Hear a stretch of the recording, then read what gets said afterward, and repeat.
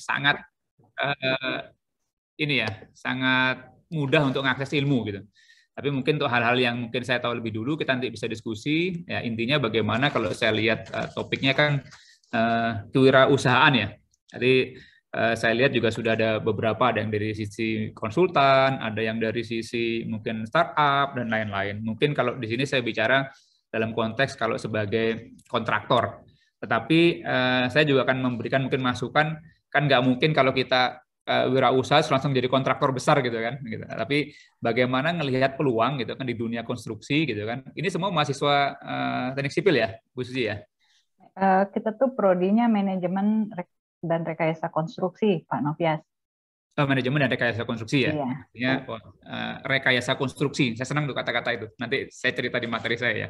Oke, Mas Fajri bisa dibantu ya materinya. Jadi karena saya di BUMN, nanti saya cerita sedikit juga tentang Hutama Karya. Jadi tak kenal maka tak sayang ya. Jadi kalau nggak tahu nanti teman-teman dengan diskusi ini mungkin jadi bisa lebih kenal tentang Hutama Karya. Next. Jadi bisnis konstruksi dan peluangnya. Lanjut aja Mas Fajri. Itu bisnis overview Hutama Karya. Oke, lanjut. Nah, jadi kalau Hutama Karya ini adalah 100% dimiliki oleh pemerintah Indonesia ya, state owned company ya, SOE.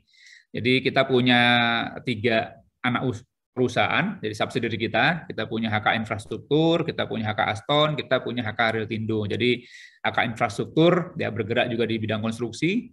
Kalau HK Aston dia bergerak di manufacturing. Kalau di HK Riltindo ini di properti. Kemudian di bawahnya masing-masing 3 ini kita ada beberapa juga cucu. Jadi kalau Petronesia Benimal ini dia bergerak di bidang artwork, jadi pekerjaan tanah, kontraktor pekerjaan tanah. Kalau Birawa Steel ini adalah pabrik baja. Kemudian kalau Semen Indogreen Sentosa ini bergerak di bidang pengolahan beton ya. Jadi batching plant dan lain-lain. Jadi kalau yang di bawahnya KR dan Nusa Pratama Property ini 1 unit bisnis juga di bidang properti. Oke, lanjut. Nah, ini mungkin secara garis besar Hutama Karya. Jadi Hutama Karya yang di corporate itu yang sisi kiri atas kita punya pekerjaan jasa konstruksi. Jadi kita mengerjakan divisi gedung, divisi sipil umum, dan kita juga mengerjakan di EPC. Jadi kalau EPC ini engineering, procurement, construction. Jadi istilahnya pekerjaan konstruksi yang memerlukan perencanaan di awalnya, kemudian pengadaan dan juga konstruksinya. Biasanya kalau EPC ini adalah tugasnya kita melakukan perubahan terhadap suatu bentuk proses ya.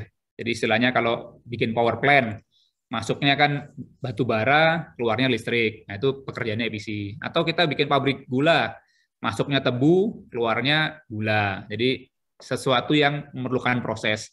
Tapi kalau gedung dan sipil umum ini biasanya adalah konstruksi biasa, jadi statis ya ini kira-kira. Terus kalau di HK Infrastruktur, nah itu HK Infrastruktur ngerjain jalan tol. Kalau di HK Aston dia mengerjakan di baja karena dia punya anak usaha yang di Birawa. Kemudian dia banyak di pekerjaan pengaspalan dan juga ada manufacturing karena kita punya anak perusahaan juga ACP ya. Kalau di HK Riltindo, jadi anaknya HK ini dia bergerak di properti real estate, perkantoran, dan hotel. Jadi ini secara garis besar potretnya Hutama Karya. Next. Nah kalau ini beberapa mungkin proyek-proyek yang sudah kita kerjakan ya. Jadi kalau mulai dari Papua kita ngerjakan Holtecam Bridge, kemudian kita juga beroperasi di Timor Leste, jadi kita ada pekerjaan di sana. Terus kita juga mengerjakan banyak proyek bendungan di Maluku, kita ada pekerjaan Waiapu di Pulau Buru, gitu kan. Terus di Pulau Balang juga kita mengerjakan proyek jembatan kabel stay. Jadi kalau kita melihat jembatan-jembatan yang cakep ya dengan kabel dan lain-lain, Hutama Karya juga mengerjakan ini mulai dari desainnya, jadi mendesain dan kemudian sampai melaksanakan. Kemudian di Sulawesi kita juga mengerjakan jalan tol. Kita juga terlibat di pembangunan jalan tol Suramadu. Nah kalau untuk EPC-nya kita banyak terlibat mulai dari mungkin di Banten ya. Jadi kita sedang mengerjakan salah satu power plant PLTU terbesar ya. Jadi 2 kali 1000 megawatt di Banten. Kemudian kita juga di Muara Tawar ada pekerjaan 650 mega. Jadi di Jawa Timur kemarin kita juga menyelesaikan di Grati. Kalau untuk pelabuhan, kita mengerjakan di Belawan. Jadi di Belawan ini North Sumatera ya, Sumatera Utara. Kemudian di Jakarta kita banyak mengerjakan juga pekerjaan gedung dan juga kita terlibat di pengerjaan MRT ya. Jadi istilahnya hampir semua pekerjaan mulai di pelabuhan, kemudian bandara, kemudian juga di jembatan-jembatan besar, Hutama Karya terlibat secara keseluruhan. Gitu. Next. Kalau kita lihat, ini kita bahas khusus Sumatera ya. Sumatera karena Hutama Karya ini sekarang sedang punya penugasan dari pemerintah untuk membuat jalan tol Trans Sumatera. Jadi mulai dari Bakahuni sampai dengan Aceh nanti. Jadi kita lihat Sumatera itu pertumbuhannya besar, jadi kontribusinya 21% terhadap GDP Indonesia ya. Kemudian Kalimantan, Jawa, Sulawesi, dan Maluku. Jadi Sumatera ini nantinya akan menjadi engine pertumbuhan ekonomi Indonesia setelah Jawa. Nah, kenapa? Makanya dibuatlah pembangunan jalan tol Trans Sumatera. Next. Jadi kalau kita lihat, ini overview jalan tol Trans Sumatera. Jadi yang warna hijau yang sudah beroperasi. Jadi teman-teman kalau mau nyoba makan pempek Palembang, Steven, bisa naik mobil langsung sampai Palembang sekarang udah. Karena udah ada sampai jalan tol nih, Bu Susi ya. Gitu. Jadi Belum istilahnya pernah coba ini. belum pernah coba. Belum. Nah, harus coba nih gitu. Jadi istilahnya Hutama Karya ditugaskan jadi untuk membuat jalan tol dari Bakauheni sampai Banda Aceh nantinya. Jadi in total ini semua beserta sirip-siripnya dan feeder-feedernya ada 2.800 kilo. Jadi buat teman-teman gambarkan gitu, 2.800 kilo ini proyek jalan tol terbesar di dunia, boleh saya bilang ya. Artinya nggak ada proyek yang sepanjang ini. Gitu. Jadi kita sudah menyelesaikan 531 kilo. Jadi yang warna hijau itu ruas operasi. Kemudian yang sedang under construction yang warna biru, jadi tambah 533 lagi. In total akan kita selesaikan di akhir 2023, ada 1.000 kilo. Terus yang tahap berikutnya nanti ada yang warna merah, kuning, dan coklat ya gitu. Nah ini kira-kira kalau akan tembus nanti ini akan membuka ekonomi baru ya. Jadi kalau saya selalu bilang ini adalah koridor ekonomi yang tentunya akan menciptakan banyak sekali peluang-peluang untuk usaha ya di berbagai lini ya. Bisa kawasan industri, perkebunan, turisme. Gitu. Jadi kalau tadinya misalnya orang mau ke Danau Toba gitu, selama ini kan susah. Nah sekarang sudah sampai Perapat nih. Jadi next kita akan buat jalan tol sampai ke Danau Toba. Jadi orang akan sangat mudah untuk menikmati semua turis destination di Sumatera. Itu. Ini kira-kira makanya dan dari sisi nilai konstruksi juga ini merupakan proyek dengan nilai konstruksi hampir 500 triliun ke depannya. Jadi istilahnya akan memberikan kalau saya bilang market untuk dunia konstruksi yang sangat besar, gitu ya. Oke, next, lanjut. Nah, masuk. Sekarang kita lihat bisnis konstruksi ya. Jadi kan teman-teman mungkin belum kebayang ya. Jadi kalau bisnis konstruksi, rekayasa konstruksi, itu Indonesia di mana sih posisinya di dunia ini? Gitu. Jadi ini katanya Oxford Economic ya, source-nya. Jadi Global Construction sampai tahun 2030 itu forecast-nya rising tiger-nya Indonesia salah satunya. Gitu. Jadi kalau sekarang dulu kita itu mungkin masih peringkat 11 gitu kan. Nanti tahun 2030 posisi kita itu jadi peringkat 4 dunia. Jadi ngelewatin Jepang. Ya, jadi Indonesia itu yang warna merah ya. Jadi yang paling tinggi memang dunia market konstruksi dunia itu di China, kemudian di Amerika, dan kemudian di India. Gitu. Kalau di yang warna biru itu misalnya Western Europe kan gabungan banyak negara ya. Jerman, Belanda, dan lain-lain. Tapi kalau dipecah sebagai satu negara sendiri, Indonesia itu udah nomor 4. Ini menunjukkan bahwa pasar atau market untuk industri konstruksi atau rekayasa konstruksi atau bisnis kewirausahaan yang bisa di-generate dan di-develop di sini luar biasa besar. Itu artinya ini membuka cakrawala. Jadi kenapa banyak sekali kontraktor asing datang ke Indonesia? Karena memang pembangunan di Indonesia masif dan besar. Jadi tadi jalan tol salah satunya yang tadi saya sebutin. Nah, di luar itu kita masih punya pembangunan bandara, pembangunan pelabuhan laut, dan banyak lagi yang disimpulkan oleh si Oxford bahwa Indonesia akan rising terus, naik terus. Gitu. Oke, next.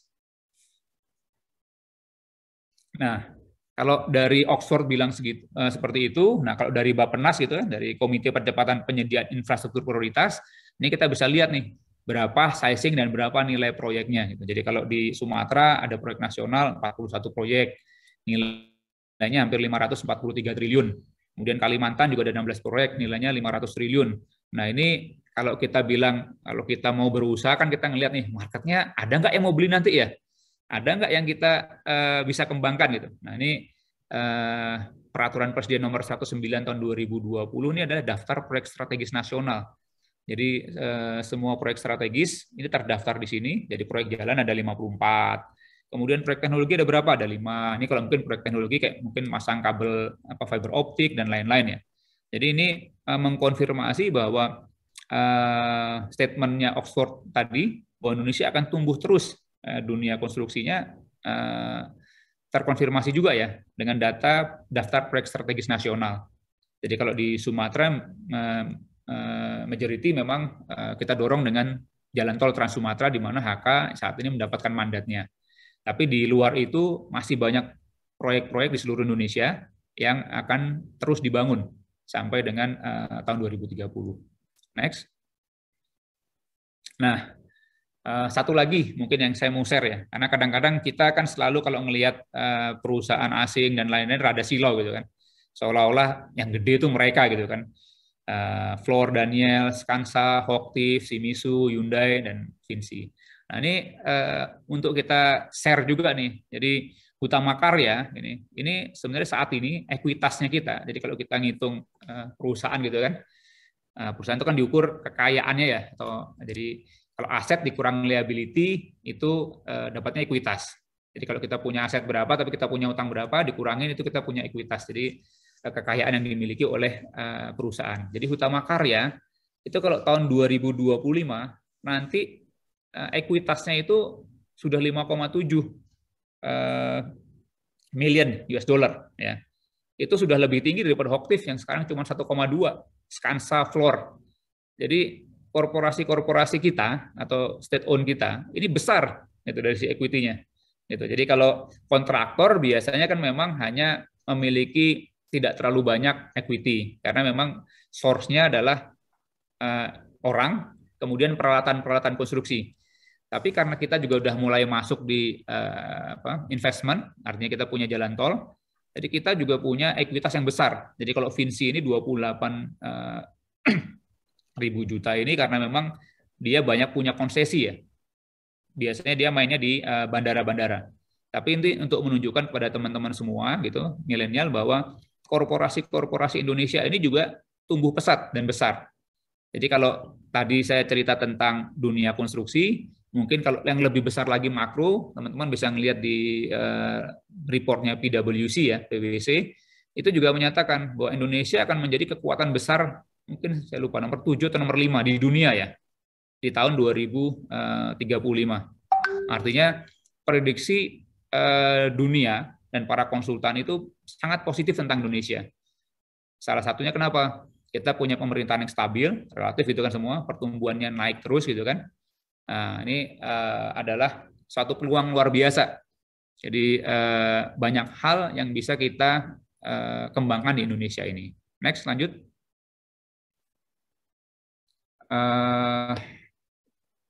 Jadi kalau di HK sendiri, karena HK merupakan bagian dari BUMN ya, state owned, ini kita punya agenda untuk mendukung pertumbuhan infrastruktur ya, jadi pemerintah. Jadi kalau di sini HK akan bersama dengan Wika, PP, Abipraya, Waskita, dan ADI, ini diharapkan mampu memberikan dampak positif bagi ekonomi dan societal value Indonesia. Dan kita semua, jadi di perusahaan-perusahaan BUMN ini punya dream juga. Ya, kita harus menjadi champion, jadi perusahaan kelas dunia, gitu kan. Nah, tadi saya sudah sampaikan ya di slide sebelumnya, bahwa ekuitasnya HK ini udah sama nih, udah bahkan lebihin Hochtief. Jadi kalau buat teman-teman yang banyak baca, Hochtief itu perusahaan kontraktor terbesar di Jerman. Jadi kita bisa bangga kan, ternyata HK ekuitasnya lebih gede daripada Hochtief. Gitu. Jadi istilahnya kita nggak boleh inferior. Jadi kalau berhadapan dengan pemain global juga, karena kita secara sizing ekonomi besar, kita punya market yang besar di Indonesia gitu kan, dan kita harus jadi tuan rumah di negeri sendiri gitu. Next slide. Nah, untuk proses transformasinya menjadi world class company tadi, gitu. Jadi di Kementerian BUMN ini kita punya beberapa program. Ini mungkin saya share sekalian ya, karena bicara. Ini kita punya namanya PMO, jadi PMO Project Management Office untuk spesialisasi. Jadi karya-karya itu nanti akan menjadi spesialis di bidangnya masing-masing. Jadi ada yang ahli di jalan dan jembatan, seperti mungkin utama karya. Kemudian nanti ada yang ahli di pekerjaan-pekerjaan mining, ada yang port dan lain-lain. Terus yang bagian kedua kita juga punya sub PMO yang memfokuskan untuk pengembangan core kompeten. Jadi core kompeten ini penting. Jadi ada 3 key capability ya yang harus dikuasai. Jadi kalau menjadi kontraktor khususnya ya, jadi project management, talent and knowledge management, claim and change management, kemudian procurement and supply chain, dan commercial management. Jadi 5 key capability area ini adalah core kompeten yang mandatori dimiliki oleh organisasi. Gitu. Nah itu yang mau mentransformasi. Tapi kalau sebagai personal, ya kita milih salah satu ya, artinya kan nggak mungkin ahli di semuanya gitu. Tapi bahwa core kompeten yang harus dimiliki oleh kontraktor ini adalah 5 key capability area ini. Jadi diskusi ini atau roadmap yang saya jelaskan ini adalah hasil 1,5 tahun kita berdiskusi juga dengan BCG. Jadi kita gunakan world class konsultan juga untuk mendrive dan mentransformasi. Jadi transformasi kan macam-macam ya. Di dunia pendidikan juga saya kira di kampus-kampus terjadi perubahan. Nah, dengan kenapa saya suka acara seperti ini gitu. Ini mendekatkan antara dunia pendidikan dengan dunia nyata industrinya. Jadi bisa langsung diskusi. Jadi teman-teman bisa kebayang, nanti kalau saya kerja seperti apa ya, gitu kan? Atau sebenarnya apakah yang saya pelajari ini sebenarnya related dengan yang dikerjain dengan teman-teman di dunia industrinya, gitu. Jadi kalau sebagai satu contoh, misalnya di core kompeten development ini ya, jadi project management, apa yang penting kalau di kontraktor? Nah, mungkin kalau saya sampaikan, kalau teman-teman bisa mulai belajar tentang Project Management Body of Knowledge, kemudian bersertifikasi PMP, Project Management Profesional, itu bisa menjadi salah satu advantage ya. Karena di dalam dunia industrinya, industri konstruksi, di Project Management, penguasaan terhadap knowledge tadi atau PMBOK tadi, PMBOK, Project Management Body of Knowledge, itu menjadi penting. Itu sehingga apa yang diajarkan, yang dipelajari itu ngeling langsung. Di talent juga sama seperti itu. Jadi istilahnya kami di kontraktor sekarang sedang melakukan transformasi. Jadi terus meningkatkan semua capability, dan kami berharap juga tentunya di dunia pendidikannya sudah menyiapkan nih, jadi inline. Jadi kalau enggak kan istilahnya dari dunia pendidikan selesai, gitu, kemudian masuk ke dunia industri, harus di training lagi kan, disiapin lagi. Tapi kalau sudah ngeling gini kan enak nih, jadi istilahnya, oh begitu lulus, udah siap langsung masuk. Karena yang dikerjakan, yang dipelajari, itu sudah langsung terkoneksi. Dan sekarang saya kira ada program baru ya dari pemerintah, namanya program Kampus Merdeka ya, di mana mahasiswa boleh ngambil, nggak tahu 1 semester atau berapa 2 semester, bahkan di dunia industri. Nah ini saya kira program yang bagus itu ya. Dan Utama Karya terbuka juga untuk ini. Terus kemudian kita punya Sub-PMO Financial and Governance Policy. Jadi semua aspek keuangan pada saat kita mengambil proyek, apakah kita berinvestasi juga, kita benar-benar buat dashboardnya. Jadi kita punya feasibility study, pengajuan pre-bid, jadi tidak sekedar mengerjakan proyek, tetapi memastikan bahwa semua proyek yang kita kerjakan, jika kita berinvestasi, ini kita bisa memastikan hasilnya. Ya, jadi ini kira-kira gambar besarnya transformasi yang sedang terjadi di state-owned enterprise ya, jadi BUMN. Next. Mungkin saya cerita sedikit dampak ya, karena kita sekarang COVID dan lain-lain. Nah, ini kalau buat kita memang banyak ya penundaan proyek dan lain-lain ya, karena memang di anggaran pemerintah kan kemarin banyak yang dialokasikan untuk kesehatan fokusnya, itu sehingga terjadi beberapa problem lah dalam pencapaian targetnya. Karena buat kita semua kan tentu yang paling penting adalah kesehatan. Percuma ngerjain proyek kalau tenaga kerjanya sakit dan lain-lain gitu kan. Jadi kita sangat bisa mengerti gitu. Terus kadang-kadang kita harus dealing juga dengan keterlambatan project owner. Kita udah ngerjakan proyek bayar, karena kondisi COVID, ownernya nggak punya uang untuk bayarin. Karena bisnisnya ownernya sangat terganggu. Misalnya katakanlah Angkasa Pura selaku pengelola bandara gitu kan, punya proyek banyak gitu kan, kita bekerja di sana. Tiba-tiba bandara kan sepi kemarin waktu COVID. Penghasilannya dia mungkin nggak nyampe 10%. Nggak ada lagi orang yang terbang pada saat itu. Gitu. Jadi kemampuan bayarnya menjadi sangat berkurang. Nah, itu mengganggu juga di sisi kontraktor. Nah, di sisi kita kemudian ada mitigasi resiko ya. Nah, inisiatif bagaimana kita kemudian attach ke dunia katakanlah private, kemudian kita inisiatif mulai konstruksi dan percepatan pengadaan dan lain-lain. Nah, ini semua yang sebenarnya saya ceritain ini juga, ini teman-teman bisa ngelihat dari sisi kalau kita mau usaha di mana ya, di setiap ada kesulitan itu selalu ada opportunity. Jadi ngelihatnya. Ya, jadi istilahnya saya cerita gambar makronya, nanti mungkin sambil jalan kita ngelihat kalau ngambil usahanya di mana gitu. Tapi realitasnya opportunity-nya ada gitu kan. Kemudian COVID yang terjadi ini kalau buat saya sebenarnya saya ngelihatnya lebih kepada anugerah juga nih. Jadi percepatan digitalisasi. Kalau nggak ada COVID, nggak mungkin saya diundang sama Bu Susi nih bicara diskusi gini kan, tanpa perlu datang ke sana ya ke kampus kan. Betul.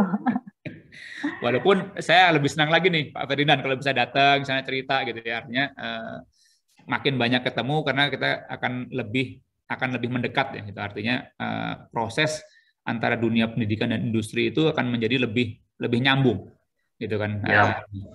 Oke, terus mitigasi risiko ya reprofiling sebagian pinjaman jangka pendek menjadi jangka panjang. Jadi ini lebih kepada bagaimana kita mitigasi risiko. Kemudian memberikan peringatan sanksi kepada pihak yang terlambat membayar gitu. Jadi istilahnya, tapi kadang-kadang nggak semua juga bisa seperti itu kan. Artinya kalau memang orangnya nggak bersabar, kita mau ngapain lagi gitu kan. Mau kita bawa pengadilan tambah repot lagi gitu. Nah ini kadang-kadang ilmu di project management atau di claim management bagaimana kemudian dilakukan dalam keseharian dan dunia nyatanya bisa menjadi hal yang menarik untuk didiskusikan. Dan ini juga bisa satu peluang usaha ya. Kalau kita punya capability untuk penguasaan kontrak yang baik, kita akan bisa ngelihat di mana opportunity-nya. Nah, intinya selalu harus ada win-win gitu kan. Bagaimana kita menjembatani problem yang ada dengan opportunity-nya. Next. Nah, tadi udah bicara tentang KK, bicara tentang mungkin marketnya. Nah, ini saya bicara satu tentang dunia konstruksi masa depan ya. Saya bilang nggak masa depan ya, sudah sekarang sudah di sini ya. Future construction in digital. Next. Jadi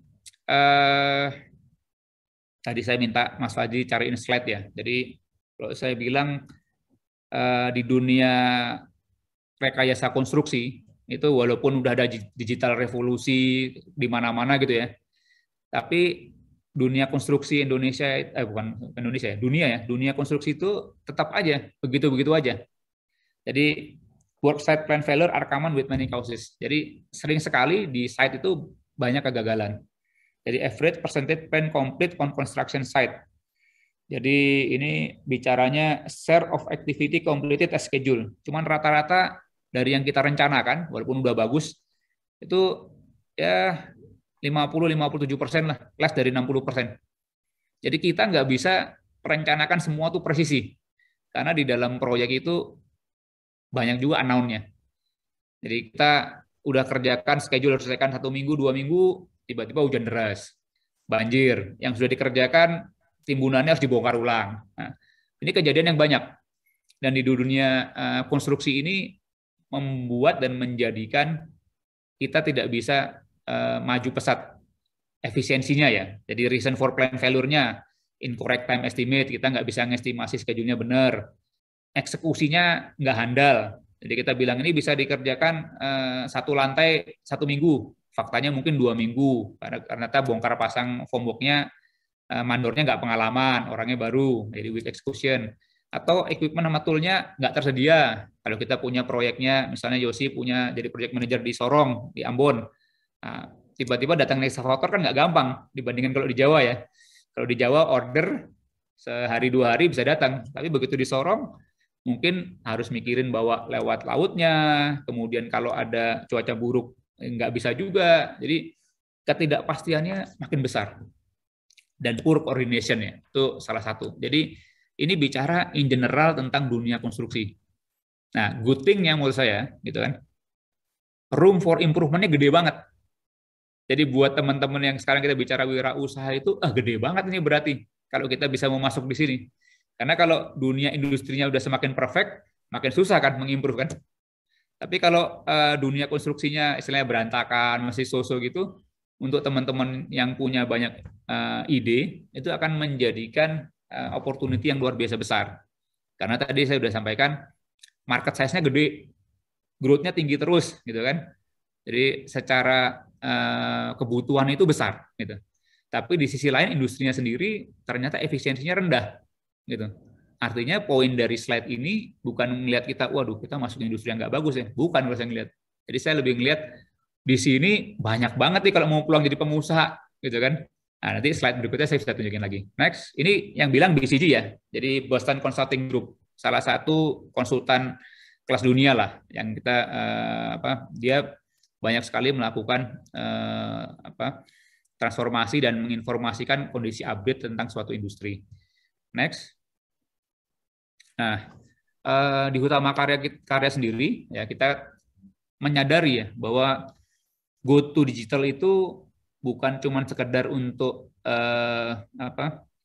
bukan sekedar untuk show, tapi ini part dari sustainability. Jadi kalau kita mau sustain di industri kita harus go digital gitu. Jadi bukan pilihan tetapi mandatory. Sehingga kemarin Hutama Karya memutuskan juga kita mengambil sertifikasi ISO 19650 ya, International Standard Information untuk BIM. Jadi Building Information Modeling ya. Jadi kalau BIM ini kan mungkin teman-teman tahu yang terkait dengan digitalisasi dunia konstruksi, biasanya related dengan BIM. Nah, kita ngambil ISO 19650 ini langsung 3 part. Ada part 1 konsep dan prinsipalnya, kemudian part 2 delivery service-nya, part 5 security mandate approach-nya. Jadi istilahnya kita adalah salah satu SOI pertama di Indonesia yang ngambil sertifikasi ini dari CATMARK ya, untuk 3 part sekaligus. Jadi ini menunjukkan bahwa Hutama Karya komit untuk bertransformasi. Gitu. Ada orang misalnya transformasinya, yaudah kita ikut BIM, kita sudah pakai BIM Pak, kita sudah pakai ini gitu. Tapi menurut saya kalau kita mau melakukan transformasi, kita harus ada reference dan ada ukuran. Karena kalau kita hanya beli software, hanya beli ini segala macam, digitalisasi yang paling susah adalah sebenarnya merubah mindset. Jadi bagaimana bisnis proses kita benar-benar bisa bertransformasi dengan tool atau alat digital yang kita beli. Jadi ini kemarin kita dapat sertifikasinya dari CATMARK. Alhamdulillah artinya BUMN-BUMN lain juga mulai mengikuti. Gitu. Tapi untuk menunjukkan bahwa Hutama Karya termasuk salah satu BUMN terdepan yang fokus juga di digitalisasi. Next. Nah, jadi kalau digitalisasi dunia konstruksi seperti apa sih? Nah, ini kalau saya bagi ceritanya ada pre-construction, ada construction, ada operation and maintenance ya. Jadi kalau pre-construction ini istilahnya fase perencanaan lah kita nyebutnya ya. Nah, kalau di fase perencanaan ini kan biasanya kita melakukan survei ya. Kalau zaman-zaman dulu saya kalau namanya survei itu Bu Susi kira-kira kita pakai teodolit ya Bu Susi ya. Iya. Istilahnya yang zaman-zaman dulu masih diangkut-angkut gitu kayak gini. Nah, kalau zaman sekarang apakah masih pakai? Masih beberapa gitu. Tetapi sebenarnya sudah ada teknologi namanya drone. Jadi kita sekarang udah gunakan drone ya untuk melakukan survei tadi. Gitu. Jadi kemajuan teknologi drone ini luar biasa. Jadi drone ini menurut saya salah satu transformasi digital dunia ya. Yang tidak hanya di dunia konstruksi ya. Dunia perang juga ini ternyata drone ini lebih efektif daripada tank. Berapa banyak tank yang dihancurkan oleh drone yang dilengkapi dengan bahan peledak ya. Tapi kalau di sisi di dunia konstruksi, drone ini dilengkapi dengan laser scanner gitu. Jadi laser, jadi dia diterbangkan, kemudian dia bisa langsung memetakan semua area tempat kita melakukan konstruksi. Apakah itu jalan tol, apakah itu gedung dan lain-lain. Jadi kecepatannya luar biasa. Jadi bisa dibayangkan kalau sebelumnya kita melakukan pemetaan itu, orang harus berjalan naik turun gunung, nyebrangin sungai pakai rakit karena belum ada jembatannya. Dengan drone, semua yang hanya diterbangkan dalam hitungan jam, kemudian langsung diprosesing, langsung jadi. Gitu. Nah, ini membuka kesempatan baru. Di mana ya peluang kewirausahaannya? Belum banyak. Katakanlah jasa-jasa yang memberikan misalnya layanan digital. Nah, bisa aja misalnya teman-teman di sini yang tertarik dengan dunia drone, Michael misalnya, saya mau belajar drone, gitu kan. Kemudian fokus memberikan jasa untuk surveying gitu kan dengan menggunakan drone, capability drone. Artinya sangat fokus di satu sisi, tapi bisa melayani industrinya gitu kan. Jadi istilahnya ini juga bisa membuka wawasan. Kemudian di fase konstruk dan di pre-construction itu dengan penguasaan software yang bagus kita bisa melakukan clash analysis. Apa itu clash analysis? Nah, biasanya kalau kita dulu punya pekerjaan konstruksi, kita udah desain segala macam gitu kan. Terus begitu kita udah ukur-ukur semua, udah jalan nih proyek konstruksi, udah beli dan lain-lain. Tiba-tiba kita baru sadar, waduh, ternyata spearhead kita itu ada di tengah sungai nih, nggak boleh nih kan. Terpaksa dirun ulang lagi nih kan, desainnya kan. Takes time lagi, another 6 bulan lagi. Tapi kalau dengan menggunakan BIM dan software, clash analysis ini bisa kita lakukan dengan cepat. Apakah misalnya kolom ini ternyata tidak pada tempatnya, desainnya ada di tengah jalan, atau ketinggiannya kurang, gitu kan? Nah, ini banyak hal yang bisa disimulasi, gitu kan? Kemudian di pre-construction juga kita ada GIS for planning. GIS ini geografik ya. Jadi kita mengkondisikan kondisi lokasi, kemudian di-matchingkan dengan desainnya.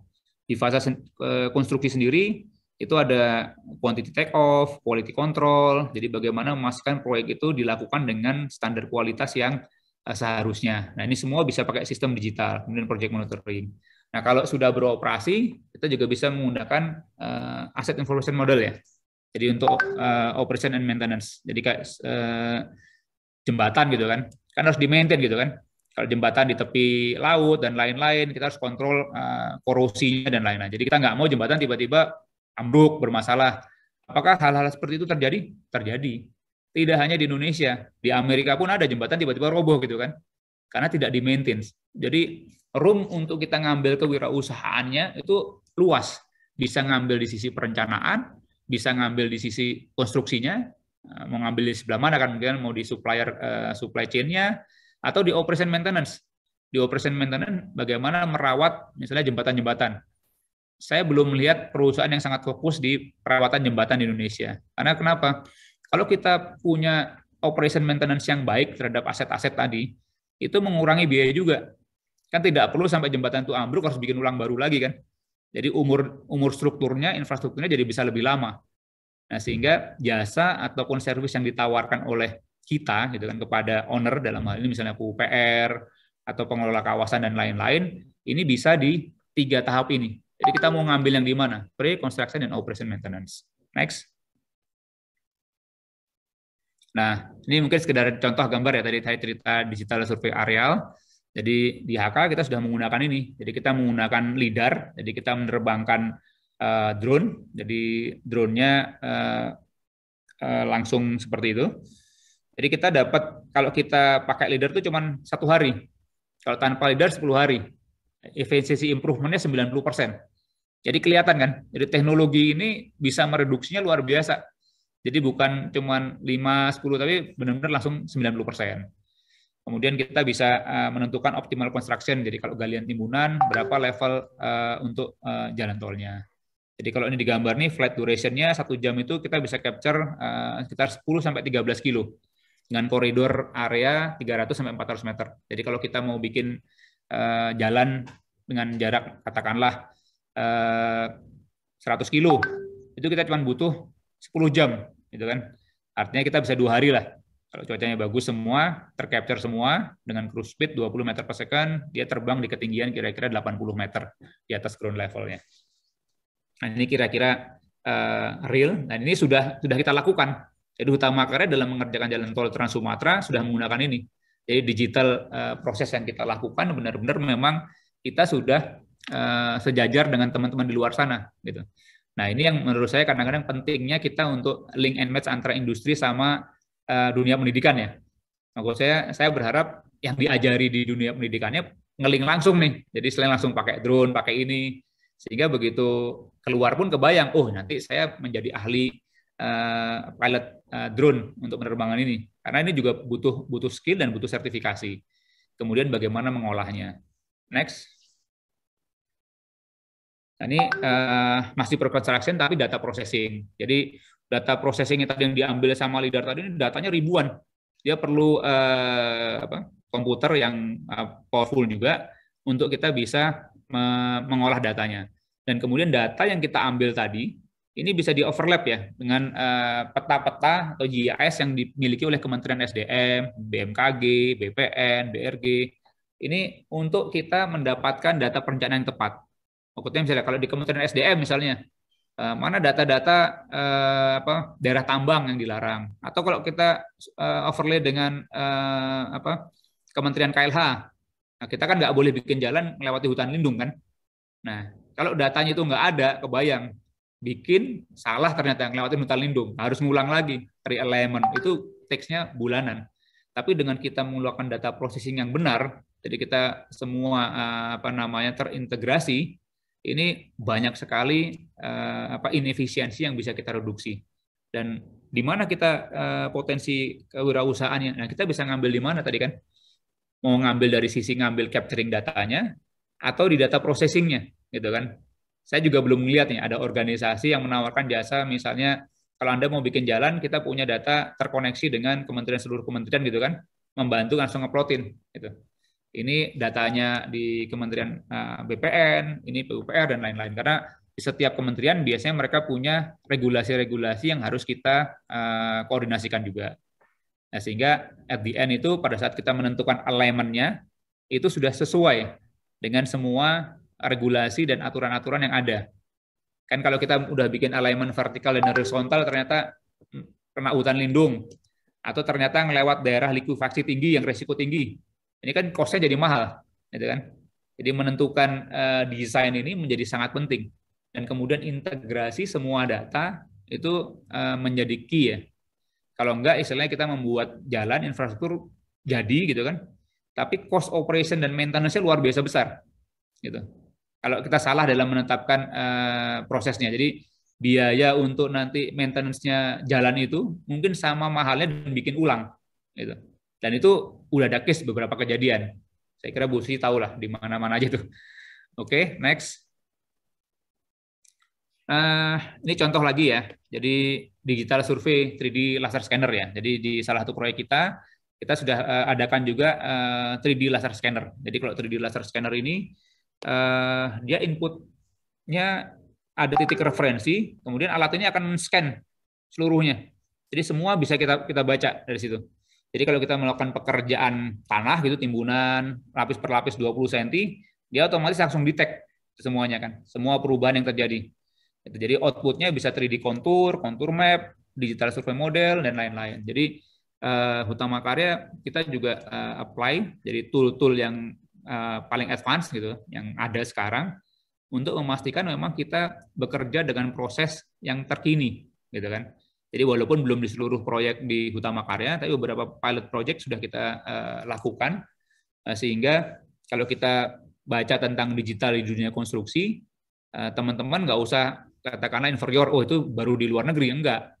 Indonesia kita sudah terapkan, dan kita kemudian mengukur bagaimana kita melakukan prosesnya itu dengan ikut juga beberapa kejuaraan di luar negeri ya, untuk memastikan apakah yang kita lakukan ini sudah sesuai dengan kontraktor-kontraktor di luar sana. Jadi in general kita sudah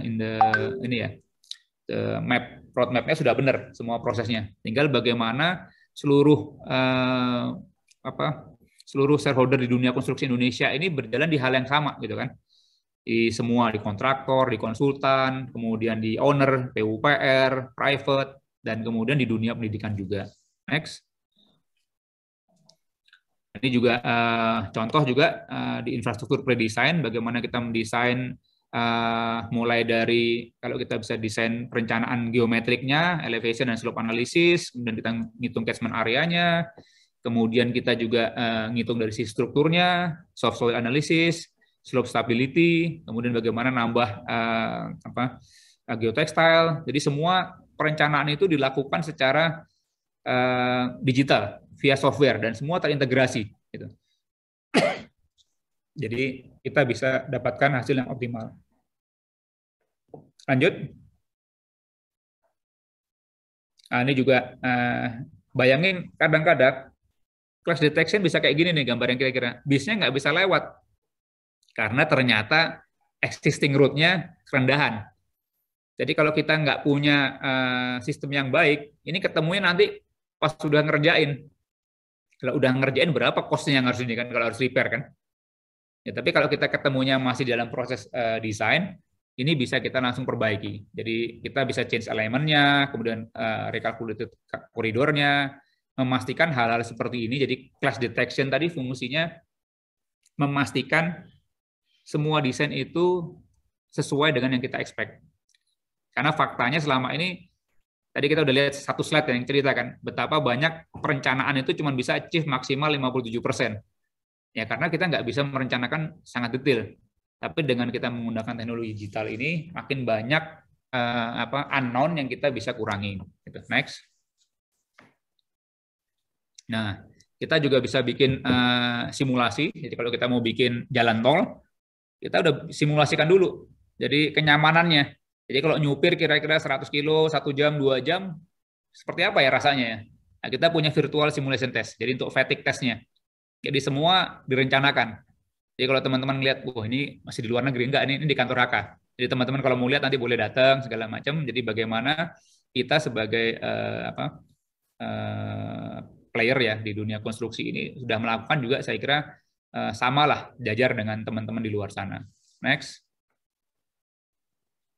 Ini masih tentang digital construction juga, jadi bagaimana desain 3D model, 4D scheduling, kemudian terakhir tentunya kalau kita merencanakan proyek itu kan kita setelah bicara schedule, kita bicara cost-nya juga.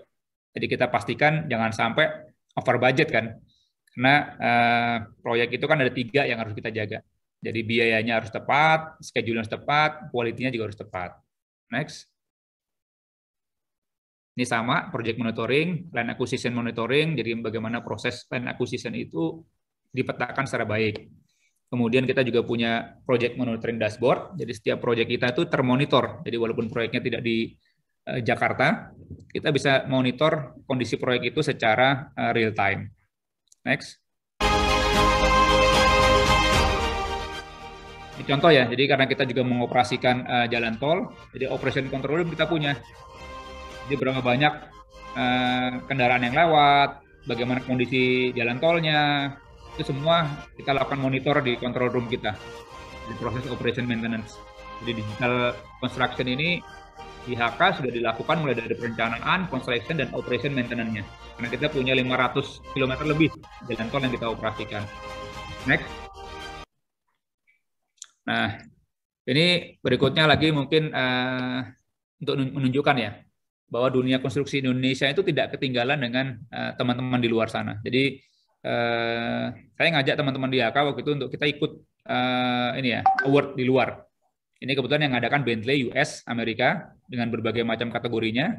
Jadi Hutama Karya kemarin dapat 2 penghargaan. Jadi pemenang di kategori Road and Highway untuk salah satu tol road kita di section Serbalawan Pematang Siantar. Jadi kita menjadi pemenang di tahun 2021.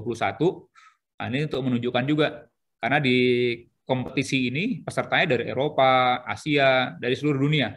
Ini menunjukkan bahwa bagaimana kita bekerja di industri kita di Indonesia ini sudah sejajar nih sama teman-teman di luar sana. Jadi satu lagi kita dapat founder honore untuk modification di Surabaya Gresik Toll Road. Jadi ada 2 kategori yang kita menangkan di ajang infrastrukturnya Bentley. Next. Kemudian di Autodesk juga ya di tingkat ASEAN ya. Kita juga dapat 2 penghargaan, Winner Innovator of the Year Award tahun 2021 September kemarin, dan juga Top Entry in Country ya. Jadi Hutama Karya salah satunya yang di kiri untuk jalan tol, yang kanan untuk pekerjaan gedung ya. Istan Education Building Project di Bintaro. Next. Nah, ini mungkin saya cerita satu lagi ya, mimpi masa depan ya, personally juga ya. Jadi mungkin teman-teman bisa lihat ya nanti di YouTube ya setelah ini. Jadi dunia konstruksi ini kan istilahnya selama ini tidak seperti industri mobil ya. Industri mobil dulunya mungkin seminggu bangunnya mungkin 100 mobil ya. Sekarang 1 minggu mungkin ribuan mobil. Karena buatnya semua standar, manufacturing-nya jelas gitu. Tapi kalau di dunia konstruksi ini kalau bikin gedung khususnya misalnya itu tahun lalu bikin gedung 25 lantai setahun atau 2 tahun. Ya tahun ini juga sama. Ya either setahun 2 tahun kira-kira. Tapi ada satu korporasi di Cina, di Changsha ya. Ini yang bangun gedung, benar-benar membuat seperti modular. Jadi modularnya tidak hanya strukturnya, tetapi seluruhnya, termasuk electrical, mechanical, dan lain-lain. Jadi dia standarnya 1 hari 3 lantai. 1 hari 3 lantai jadi ya. Dan dia sudah buktikan itu di headquarter-nya. Jadi melakukan perubahan dan transformasi di dunia itu tidak mudah. Jadi gedung di sebelah kiri ini, completion-nya tahun 2015. Saya kebetulan berkesempatan 2 kali ke Changsha, jadi diskusi sama foundernya. Jadi foto saya sebelah kanan ini, saya di helipad-nya. Jadi kalau di gambar kiri ada bundaran di atas tuh, saya berdiri di situ, di helipad, 57 lantai. Jadi gedung 57 lantai ini di luar fondasinya dibangun dalam waktu 19 hari. Tepatnya 12 hari plus 7 hari. Tadinya dia mau bikin sebenarnya 90 lantai. Cuman karena ada bandara dan lain-lain, dia waktu begitu bangun sampai 12 hari di stop, nggak boleh ketinggian, akhirnya dipotong, tambah 7 hari lagi. In total dia ngerjakan 19 hari. Ini menurut saya salah satu inovasi luar biasa. Jadi bagaimana gedung dibangun dengan prefabricated. Bagaimana jenis material baru. Jadi kalau di sini yang digunakan, next slide lagi. Ini materialnya bukan lagi beton dan baja, tetapi stainless. Ya. Jadi dia punya long lifespan-nya 100 tahun, kemudian energinya rendah, kemudian bangunnya hanya 3 lantai per hari, kemudian di dalamnya juga sangat ramah lingkungan, karena perusahaan ini adalah perusahaan yang fokus juga di penjernih udara. Jadi kalau kita biasanya fokus di penjernih air ya, air yang kita minum harus bersih, tapi kadang-kadang kita lupa, paru-paru kita ini jarang dijaga. Gedung-gedung itu jarang sekali fokus di penjernih udara. Kalau dia ini fokus di kebersihan udaranya juga. Jadi sehingga dia jamin udara di dalam itu 100 kali lebih bersih daripada udara di luar. Kemudian dia tahan gempa juga, karena transformasi dia kemudian menjadi construction company ini sebelumnya adalah mereka bukan construction company, tapi mereka adalah perusahaan yang membuat AC non-elektrik, dan kemudian menjadi besar, menjadi salah satu konglomerasi di China. Kemudian ada gempa besar di sana yang mentransformasi ownernya ini. Dia bercita-cita membangun gedung yang tahan gempa, sehingga tidak ada lagi kalau gempa gedungnya roboh. Tetapi membangun dengan cara yang lebih ramah lingkungan dan lebih efisien. Gitu. Jadi istilahnya, ini dia udah buktikan. Dia tidak hanya bangun gedung 57 lantai, dia udah bangun hotel 16 lantai, kemudian saya sempat tinggal di sana juga. Dan yang ke depan lagi yang menarik, kenapa saya share ini di sini juga, materialnya ini tidak hanya untuk gedung, nanti bisa untuk segala macam industri. Next slide, Mas Fadri. Nah, ini ya, jadi namanya B-Core Slab. Jadi perusahaan ini punya visi luar biasa, gitu kan, sampai tahun 2038. Jadi sekarang dia lagi fokus di B-Core Building Revolution, jadi membangun untuk gedung-gedung. Dia udah mulai bangun. Nantinya, material ini juga bisa untuk bangun jembatan dan jalan. Jadi kebetulan di kantor headquarter-nya itu ada 100 hektar, dan dia bangun juga contoh-contoh jembatan elevated tuh di kantornya, di kantor pusatnya sana. Jadi istilahnya untuk teman-teman mungkin share juga, ini foundernya ini kelasnya sama dengan Jack Ma lah. Jadi tiap tahun mereka punya perkumpulan 9 naganya China itu. Saya waktu ketemu di sana diceritain itu ada satu ruangan di mana mereka berdiskusi bagaimana melakukan transformasi teknologi dan perbarukan untuk dunia gitu. Nah, si UC ini namanya foundernya, dia fokus di konstruksi. Jadi material ini nantinya untuk setelah gedung, kemudian untuk jalan jembatan, kemudian untuk kendaraan, dan terus untuk sampai ke dunia aviation ya. Gitu. Karena memang material ini sebenarnya dia kembangkan pada saat dia beli pesawat terbang. Jadi waktu dia ke Amerika beli pesawat terbang, dijelasin sama engineer-nya, ini pesawat yang kamu pakai material dari sini. Gitu. Itu nempel di ininya dia, kemudian dia bawa ke China dan dia kembangkan materialnya. Next. Nah ini materialnya, namanya B-Core Slab ya. B-Core Slab Building, jadi ini komponen dasarnya gitu. Ini yang saya sebenarnya pingin juga bawa ini ke Indonesia gitu. Jadi tadi jadi kita sudah punya kerjasama Pak Ferdinand dengan si Broad ini. Dream saya kalau kita bangun memang dia sekarang masih agak mahal. Tapi kalau kita mau melakukan transformasi dan melakukan perubahan yang signifikan, kita harus bawa teknologi ini dan kita bisa lihat gitu kan. Bagaimana kita membangun satu gedung gitu kan. Mungkin idenya setiap university di Indonesia share ngambil either satu lantai atau satu unit ya. Sehingga kita bisa bangun suatu gedung yang dengan sistem dia. Nah, kalau gedungnya sudah ada di sini, kita bisa kemudian transformasi untuk melihat bagaimana kita bisa memproduksi materialnya di Indonesia. Artinya sistem yang dia kembangkan proven, dia sudah bangun gitu kan. Tetapi membawa perubahan dan mentransformasi industri itu tidak mudah. Dia sudah bangun gedungnya dari tahun 2015 di sana ya, di Changsha ya. Dan semua mungkin banyak sekali menteri dari Jerman, Amerika datang ke sana karena dia ditulis di United Nations juga sebagai salah satu korporasi yang istilahnya apa ya, fokus di sustainability dan menjadi contoh. Gitu. Next. Nah, ini contoh-contoh yang dia kembangkan gitu kan, bagaimana material beer core slab-nya dia itu nanti bisa untuk komponen jembatan. Ini belum ada nih di dunia, kecuali di headquarter-nya dia. Tapi organisasi ini atau perusahaan ini sudah fokus membayangkan bagaimana kemudian membuat dunia konstruksi itu menjadi lebih murah, lebih cepat, dan lebih efisien ya. Nah, ini macam-macam yang sudah dia buat. Tapi kemarin waktu saya diskusi sama dia, dia memang saat ini masih fokus di building, karena memang regulasi di masing-masing negara ini kan tidak mudah. Jadi walaupun dia sudah buktikan dia bangun, tidak mudah untuk kemudian bisa diimplementasi. Next. Nah, ini mungkin ada sedikit video singkat. Rekornya dia gedung 10 lantai 1 hari.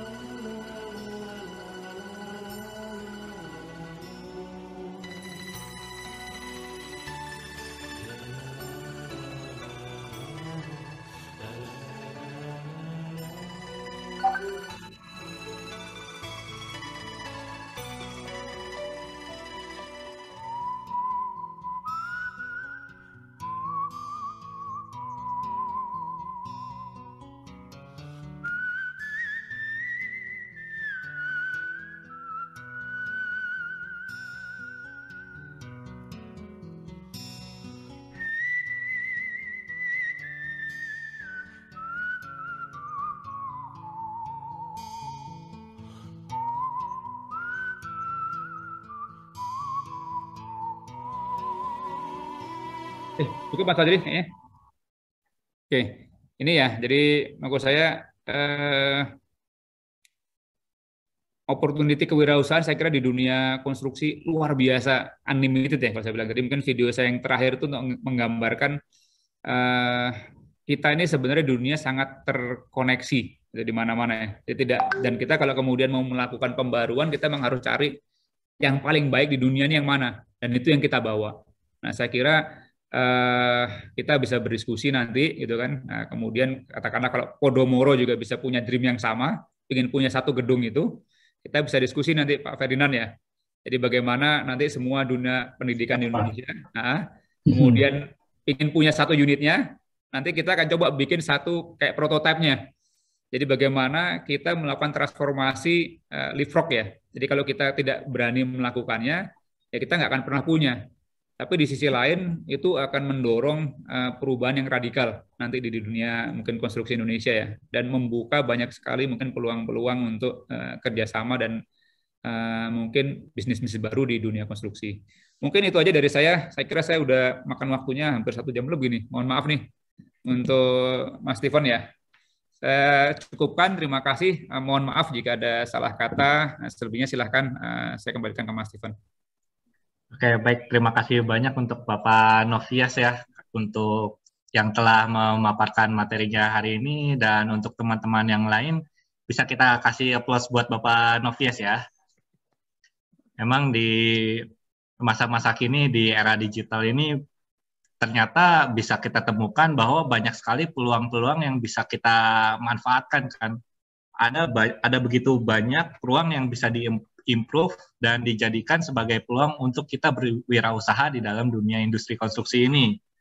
Dan sekarang kita masuk ke sesi selanjutnya, yaitu tanya jawab. Nah, untuk itu dari saya sendiri, saya sudah menyiapkan 3 pertanyaan untuk Bapak Novias, dan setelah itu baru diskusi dari teman-teman yang lainnya ya. Untuk yang pertama, saya penasaran nih Pak, bagaimana Bapak awal mulai Bapak bisa bergabung dalam perusahaan BUMN, dari awal melangkah sampai bisa menjadi sebuah pemimpin besar seperti sekarang ini. Lalu kedua, kesulitan atau tantangannya dalam memimpin sebuah perusahaan BUMN besar seperti HK ini seperti apa ya? Dan yang ketiga, sekarang kan banyak sekali rekan-rekan mahasiswa lainnya yang mungkin semangat untuk berwirausahanya mulai menurun ya.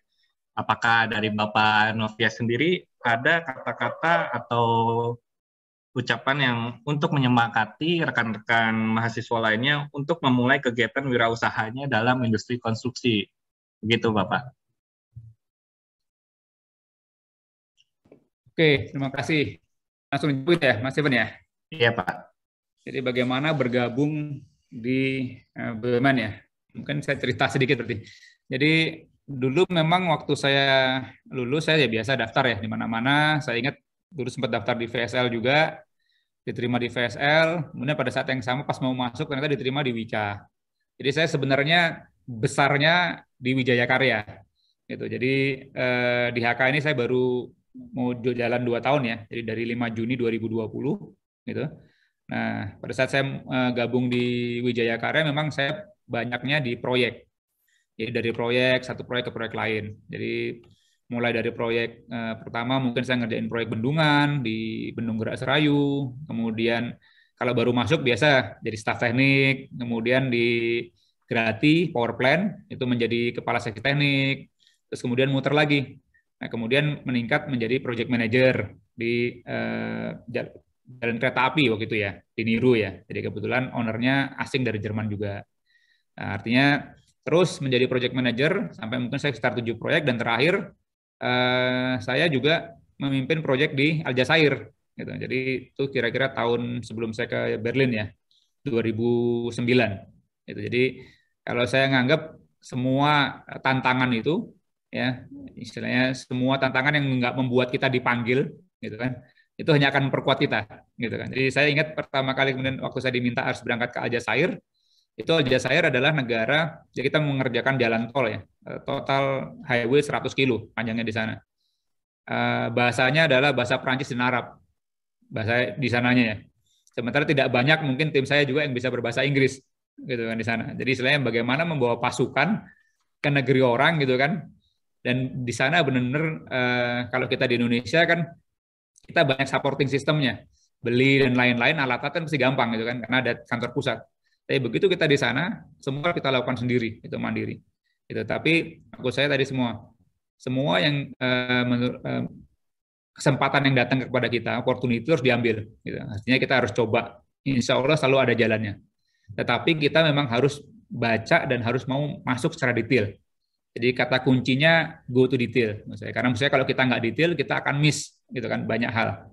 Gitu. Nah itu yang menjadi menurut saya salah satu pengalaman yang menurut saya paling menarik ya di proyek adalah pada saat saya memimpin, kalau saya bilang pasukan ya, karena orangnya hampir 1.000 orang yang dibawa di sana.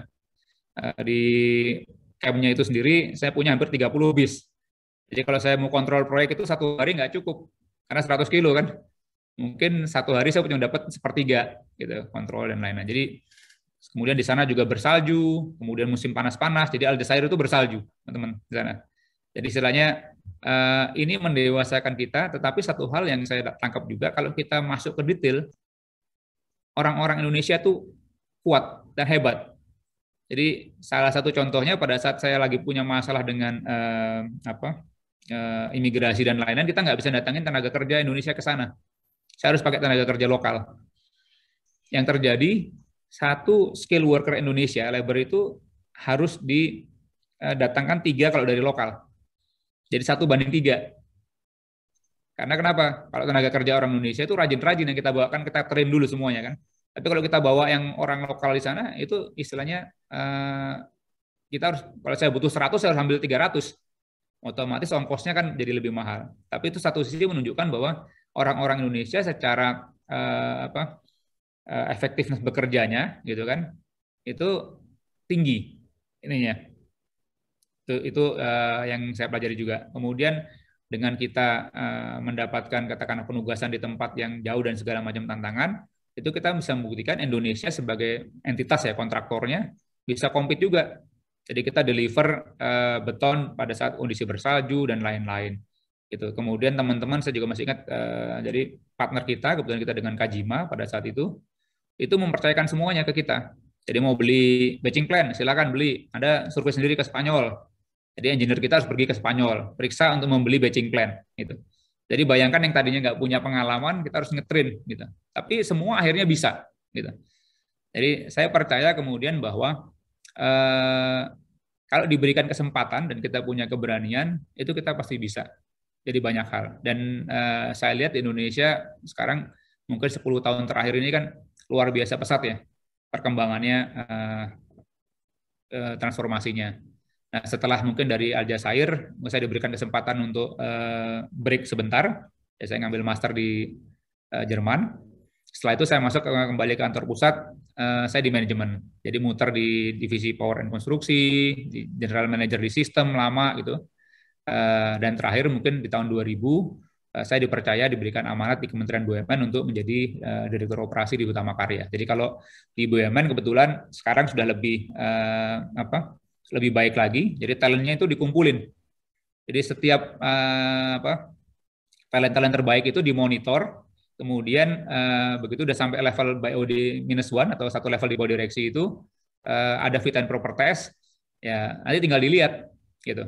Dan sekarang terus terang BUMN sangat mendorong untuk kader-kader muda. Jadi kebetulan saya sekarang juga memimpin Sub-PMO Core Kompeten yang tadi saya jelaskan, di mana kita ini secara organisasi berdiskusi bagaimana talent-talent di antara BUMN itu bisa diputar ya gitu. Nah, tapi kalau saya lihat dengan dunia pendidikan ini, dengan adanya program Kampus Merdeka, kemudian kita bisa linknya lebih bagus, ini banyak sekali yang bisa bisa didapat ya. Jadi itu sekilas mungkin perjalanan sampai dengan sekarang. Kemudian kesulitan dan tantangan seperti apa? Saya kira kesulitan mungkin nggak ada ya. Tantangan kalau saya bilang. Kalau sulit ya relatif jadi. Tapi semua itu menantang. Jadi kalau tantangannya itu nggak bikin kita semua tetap bisa tidur nyenyak, berarti tantangannya kurang tinggi, gitu kan?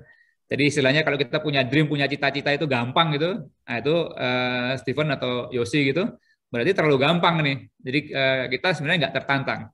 Jadi banyak transformasi dan tantangan yang bisa kita lakukan. Jadi artinya seperti di sini mungkin saya misalnya di Hutama Karya, saya mendevelop sekarang misalnya unit riset baru, di mana kita sekarang sudah punya biomedical waste incinerator. Jadi karena kita COVID kan, nah kita membuat incinerator. Rata-rata incinerator produk yang dalam negeri yang benar-benar memenuhi standar internasionalnya agak jarang. Jadi kita buat biomedical waste incinerator. Jadi dari situ kita bisa membuat produk ya, sehingga Hutama Karya akan punya produk sendiri. Yang nantinya di samping produk terkait dengan waste, kita juga fokus ke penyediaan air bersih dan juga nantinya energi ya. Jadi kita kerjasama dengan Ricky Ellison dan kita kembangkan brand sendiri Highcon. Itu. Kemudian kita juga mengembangkan hal-hal yang mungkin tidak biasa. Jadi kita ngelihat kebutuhan owner kita, customer itu sebenarnya apa. Jadi kalau kita mendeliver sebagai kontraktor, mendeliver katakanlah jalan, jembatan, bikin hotel, itu biasa, semua seperti itu kan. Tapi kita berusaha membuat mungkin sesuatu yang lebih. Jadi kita create event. Jadi kalau kemarin kita punya pekerjaan di Mandalika ya, bersama ownernya ITDC untuk menyiapkan misalnya sirkuit Mandalika, tempat MotoGP. Nah, pada saat pandemik itu kan semua tidak ada turis, ya kan? Yang paling penting buat mereka apa? Turis kan, mendatangkan turis. Nah, Hutama Karya menginisiasi, kita membuat namanya event namanya HK Endurance Challenge 123K, 123 kilo. Jadi tantangannya adalah kita membuat event berenang dari Pulau Gili Air ke Pulau Lombok 2 kilo, kemudian bersepeda 100 kilo, kemudian lari half marathon di Stadion Sirkuit Mandalika, di sirkuit MotoGP-nya. Gitu. Dan kita ngundang peserta-peserta dari luar negeri. Jadi kebetulan akhirnya pada saat pandemi kita dapat slot 100 peserta. Jadi kalau teman-teman yang mungkin yang suka olahraga ya, Ironman, sempat dengar gitu kan. Nah, ini kita nggak ngambil license-nya Ironman, tapi kita create sendiri eventnya. Jadi tahun lalu kita berhasil kemudian mengundang peserta dari 18 negara, 5 benua, gitu kan. Kita mengundang juara dunia dari Inggris juga. Jadi event itu kita create untuk membantu mendatangkan turis. Jadi kalau teman-teman ingin lihat di YouTube adalah HK Endurance Challenge 123K. Nah, itu bagaimana kita membuat event dan menjadikan Lombok itu menjadi destinasi turisme dunia, sehingga orang mau datang ke situ. Nah, menggunakan apa? Jalan yang kita bangun misalnya, kan udah jalannya sudah ada kan. Jadi kita create eventnya sehingga turis mau datang, gitu. Tapi kalau kita lihat dari sisi kewirausahaannya nih teman-teman gitu kan, orang kadang-kadang nggak ngelihat kan, bisnis IO olahraga seperti apa sih? Nah, saya sebenarnya masuk ke situ. Jadi Ironman itu dulunya hanyalah olahraga biasa yang tidak terlalu di ini ya. Tapi seiring berjalannya waktu setelah 40 tahun, jadi Ironman itu nilainya 700 juta US dollar. 700 juta US dollar nih, brandnya itu. Dimainkan di 50 negara, termasuk di Indonesia ngambil license-nya. Di Bintan ada Bintan Ironman, Lombok kemarin ada Lombok Ironman ya, belum ya, tapi dia akan diadakan. Tetapi buat saya pribadi, saya nggak mau ngambil Ironman. Kalau orang bisa bikin Ironman, kita juga bisa bikin yang sama, tapi dengan name yang beda, dengan brand yang beda. Jadi kita buat Endurance Challenge 123K. Itu, tapi kita buat harus standar kualitas servicingnya di atasnya Ironman. Jadi singkat cerita, pada saat kemarin eventnya terselenggara, semua peserta mancanegara mengapresiasi. Dan bagaimana kita melakukan event tadi, itu di atas Ironman juga. Jadi kita servicing khusus semuanya. Jadi maksudnya ini di luar capability kita sebagai kontraktor ya. Tapi saya bilang di internal, kenapa kita bisa lakukan? Karena kita punya knowledge project management. Jadi project management itu tidak sekedar project fisik, tapi ini projectnya adalah project event. Jadi one time, deliverable-nya apa? Deliverable-nya pesertanya harus 5 benua, harus safety, tidak ada kecelakaan, ininya bagus semuanya. Nah, jadi bedanya di situ. Tetapi managing project-nya hampir sama, gitu kan? Kalau project yang normal yang kita biasa lakukan Hutama Karya, kita bikin jalan atau kita bikin bendungan dan lain-lain, ada fisiknya kan. Sedangkan kalau ini kita create event. Nah, kalau dia menjadi sustainable event gitu, ini akan membantu dunia turisme di Indonesia. Dan ini juga salah satu contoh ya. Jadi bagaimana melihat mengkoneksikan gitu dunia konstruksi gitu kan. Apa hubungannya dunia konstruksi dengan misalnya mengadakan Ironman atau Endurance Challenge ya. Gitu. Karena kita ngelihat sebenarnya need dari owner kita gitu kan, ITDC, itu kan bagaimana sirkuitnya digunakan dan ujungnya turis datang gitu kan. Nah, kita membantu dengan membuat satu event tadi. Eventnya ada di website. Nanti teman-teman yang suka mungkin berenang, lari dan sepeda gitu, bisa coba. Dan khusus yang nyebrang antar pulaunya ini, saya bilang tadi mungkin salah satu pembelajaran di sini ya. Kalau kita punya dream, kita harus eksekusi. Jadi pada saat saya juga mau lakukan tadi, orang nggak percaya, nggak mungkin berenang dari Gili Air ke Lombok, Pak. Harusnya terlalu kencang, gitu. Nah, saya minta atlet-atlet Lombok untuk berenang. Mereka bisa, alhamdulillah. Wah, tapi itu kan atlet, Pak. Nah, pada saat kali kedua saya ke sana, ya udah saya minta ditemenin. Nah, saya berenang langsung. Ditemani Ketua KONI NTB. Dari Pulau Gili Air ke Pulau Lombok. 200 meter Ketua KONI-nya balik lagi. Ngeri katanya, gitu. Tapi alhamdulillah saya bisa nyebrang 2 kilo, gitu. Nah, itu bagian pembuka dari suatu mimpi besar bagaimana membuat satu event. Tapi balik lagi, kita bicara kewirausahaan di sini ya. Jadi istilahnya event itu sendiri bisa menjadi bisnis, gitu kan? Jadi bagaimana kita melihat suatu bentuknya dan kemudian melihat opportunity yang ada. Dan saya kira dunia konstruksi akan bisa tumbuh dan banyak sekali opportunity yang bisa kita lihat. Gitu. Terus kalau ditanya bagaimana penyemangatnya, saya nggak punya kata-kata ini ya, tapi saya bilang apa ya? Kalau bisa kita membuat ini ya legacy ya, perubahan. Gitu. Jadi kita semua teman-teman di sini masih muda gitu kan, dan sekarang adalah zaman di mana saya bilang kita bisa dapatkan semua informasi, gitu kan. Banyak sekali hal yang bisa kita pelajari dan mungkin pilihlah satu yang teman-teman kira-kira bisa buat. Gitu. Jadi istilahnya banyak contoh di luar sana gitu kan, tapi orang Indonesia adalah orang hebat gitu kan. Jadi kalau teman-teman ngelihat misalnya Starbucks itu dulu mulai bagaimana, tapi foundernya Kopi Kenangan gitu kan bisa membuat bisnis yang luar biasa besar walaupun dia nggak suka kopi si foundernya ini. Dan sizingnya bagaimana dia kemudian menggrab investor untuk support dia, itu luar biasa.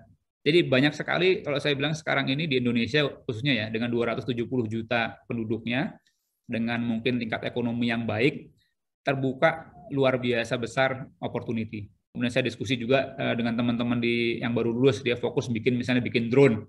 Jadi usahanya bikin drone. Jadi tadi saya bilang cerita. Jadi banyak sekali ngelihatnya. Jadi kalau tadi saya lihat marketnya udah besar, kemudian memang Indonesia juga masih growth. Ini kira-kira mungkin yang terakhir, yang pertanyaan ketiga tadi, semangat kewirausahaannya tadi, tentukan dream-nya dan kejar dengan all out, Stephen. Artinya nggak ada batasnya dan Anda bisa ketemu siapa aja. Jadi sekarang saya ngelihat yang paling baik ada di zaman sekarang ini, banyak sekali orang hebat di Indonesia ya yang mau berbagi, dan banyak sekali di YouTube tuh dia sharing kan. Mulai dari kemarin saya baru dengerin siapa ya, saya lupa ya, Tanoto ya, yang di Surabaya yang punya pemilik hotel Fasa. Cita-citanya apa? Membangun 1 juta entrepreneur di Indonesia. Dan luar biasa. Jadi kalau dengerin ceritanya beliau di situ. Jadi teman-teman bisa ngelihat banyak sekali orang hebat di Indonesia yang sekarang niatnya memang membantu dan sharing semua. Dan saya juga sangat senang diundang di sini untuk sharing gitu kan. Silahkan kalau kurang waktunya, mungkin mau berkunjung ke HK, mau diskusi di kantor dan lain-lain, dengan senang hati ya, Bu Susi ya, dan teman-teman semua. Itu mungkin untuk 3 pertanyaan tadi, Stephen, dari saya. Oke, baik. Terima kasih banyak, Pak Novias. Tunggu, sangat memotivasi ya. Terus kayak di situ juga saya baru dapat insight baru kayak dengan project knowledge kita yang kita dapati gitu kan.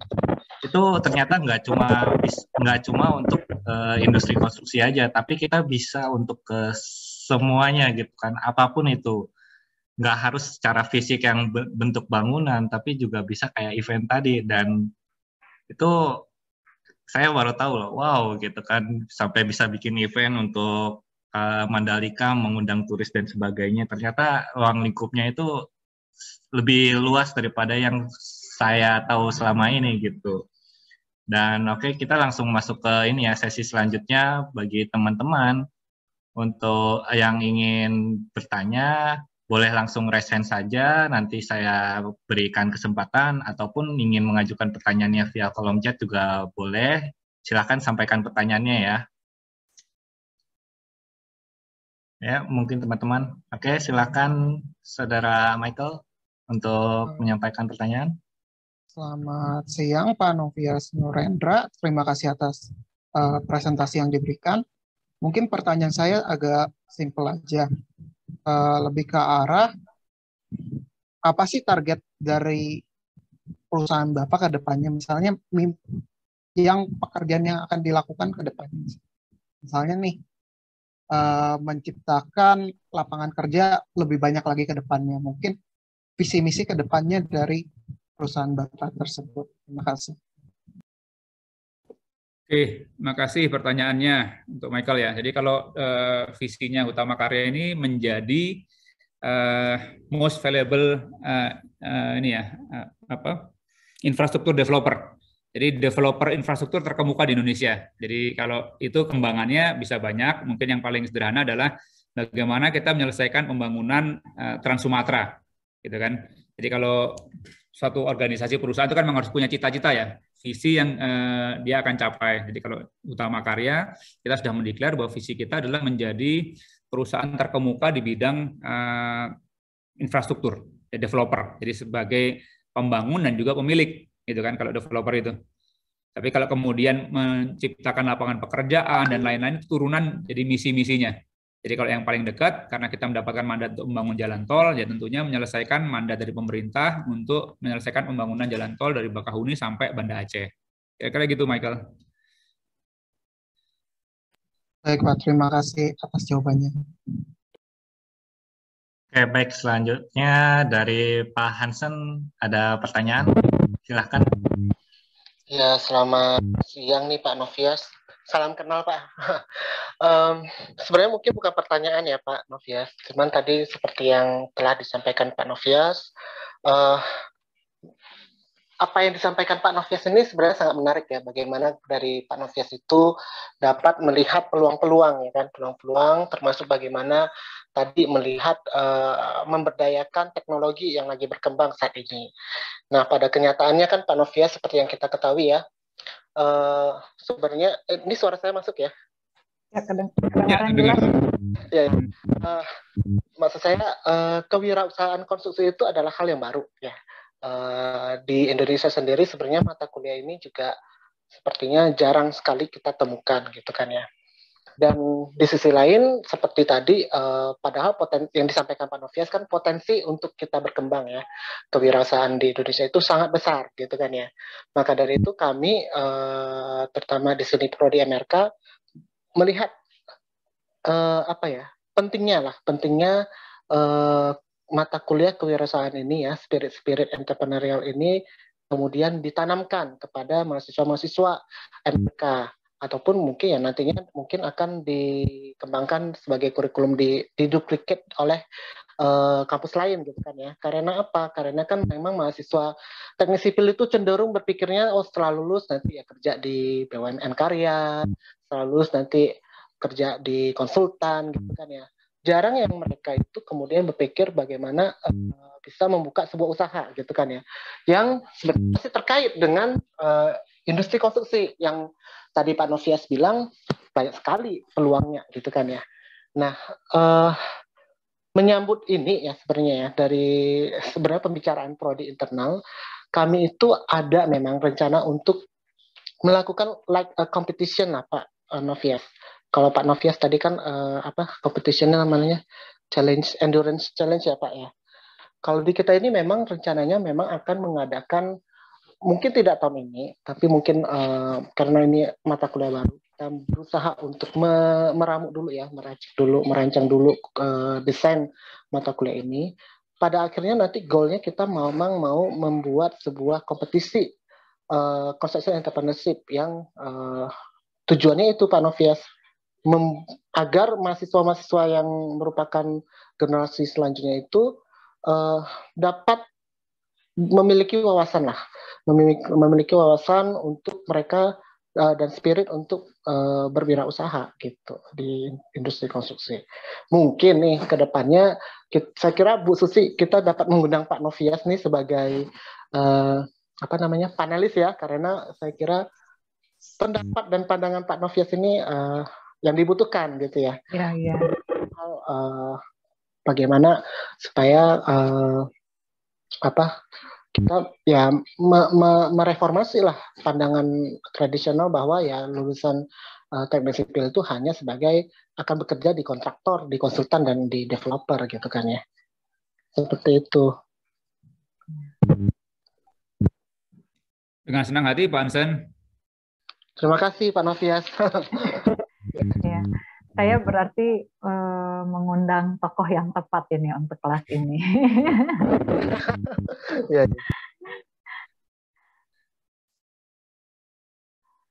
Oke, baik. Terima kasih Pak Hansen. Mungkin dari teman-teman yang lain ada yang ingin bertanya lagi gitu. Oke, silakan Kak Nisa untuk menyampaikan pertanyaannya. Selamat siang Bapak Novias, saya Khairun Nisa. Terima kasih untuk pemaparannya Pak. Jadi saya ada pertanyaan, Menurut Bapak sebagai pelaku konstruksi, apakah di Indonesia sudah bisa menerapkan prefabrication dan modular construction system?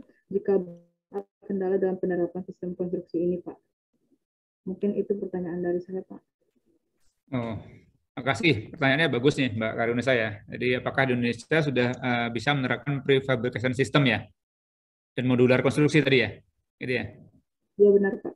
Ya, jadi maksud saya kalau di Indonesia saya kira sudah ya. Jadi maksudnya level memang prefabrikasi dan modular konstruksi ini saya kira beda-beda. Gitu istilahnya kalau di kita yang prefabrikasi ini biasanya strukturnya. Jadi bagaimana kolom, balok, kemudian dinding itu di prefabrikasi, jadi dibuat di plan, kemudian dipasang. Gitu. Jadi kalau yang pekerjaan normal itu kan istilahnya semua dicor di tempat ya, in situ istilahnya. Nah, tapi kalau namanya di prefabricate berarti dibuat dulu di luar, kemudian dia tinggal dipasang. Nah, sehingga kalau dipasang itu berarti problemnya adalah bagaimana kita menyelesaikan masalah untuk connection-nya. Bagaimana sambungan antara kolom dengan balok, bagaimana balok dengan lantai, bagaimana lantai dengan dinding. Nah, kalau saya jawab sudah bisa kalau di Indonesia. Jadi sudah ada beberapa perusahaan yang mengerjakan itu. Nah, tantangannya apa? Kenapa tidak berkembang pesat gitu? Nah, biasanya kalau yang prefabrication itu lebih mahal. Initial cost-nya ya, kalau saya bilang ya, initial cost-nya. Jadi biaya awalnya. Tetapi semua itu tergantung daripada kondisinya. Jadi kalau saya bilang proyek itu sangat site spesifik. Jadi misalnya kalau Mbak Hairunisa punya tanah di Jalan Jenderal Sudirman, ya, di tengah kota situ kan, terus mau membangun, tapi regulasinya nggak boleh ada truk mixer motorin jalan situ segala macam. Artinya pekerjaan cash in situ kan tidak dimungkinkan kan, nggak bisa ngecor dan lain-lain. Sehingga pilihannya terpaksa dengan menggunakan teknologi prefabricated tadi dan modular gitu. Tapi kalau yang tadi saya tampilkan itu adalah benar-benar yang paling advance. Jadi yang sudah di prefabricated itu semua termasuk mechanical electricalnya sudah di dalam. Jadi kalau yang di kita ini semua dan kebanyakan di negara di dunia ya. Jadi saya nggak bilang cuma di Indonesia ya. Itu levelnya masih level yang strukturnya saja yang di prefabricated dan modular gitu kan. Tapi yang di China yang di Broad ini dia sudah all in semuanya. Jadi dalam bentuk containerized dipasang sudah termasuk sama sistem elektriknya di sana. Jadi yang namanya 1 lantai 3 hari itu beneran 1 lantai 3 hari jadi, gitu kan? 1 hari 3 lantai maaf, gitu kan? Sedangkan kita mungkin levelnya 1 minggu 1 lantai misalnya gitu kan? Itu baru strukturnya aja naik ke atas gitu kan? Setelah itu baru ngerjain lagi masang-masang mechanical, electrical dan lain-lain gitu. Tetapi seperti saya tadi bilang, semua transformasi tadi biasanya initial cost-nya mahal. Sehingga orang kalau ngelihatnya sepintas gitu atau capex-nya dia akan merasa tinggi. Tapi kalau kita ngelihatnya namanya life cycle cost-nya gitu kan, life cycle cost artinya gedung yang dibangun ini berapa biaya yang kita keluarkan untuk membangunnya dan untuk mengoperasikannya. Kan gedung mau kita pakai misalnya 20 tahun gitu kan. Listrik per bulannya berapa, airnya berapa. Kalau semua itu ramah lingkungan sedikit kan. Sehingga akhirnya biaya gedung itu selama beroperasi mulai dari biaya membangunnya sama biaya operasinya dihitung semua dia akan lebih murah gitu kan.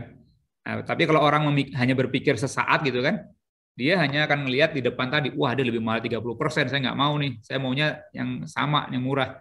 Tapi dia nggak ngelihat bahwa bangunnya lebih lama. Atau misalnya begini, ada event kayak kemarin MotoGP, gitu kan, nggak ada hotel, gitu. Kita cuma punya waktu 4 bulan, mau bikin gedung 20 lantai, nggak mungkin kan kita bangun gedung 20 lantai cuma 4 bulan kan, gitu kan.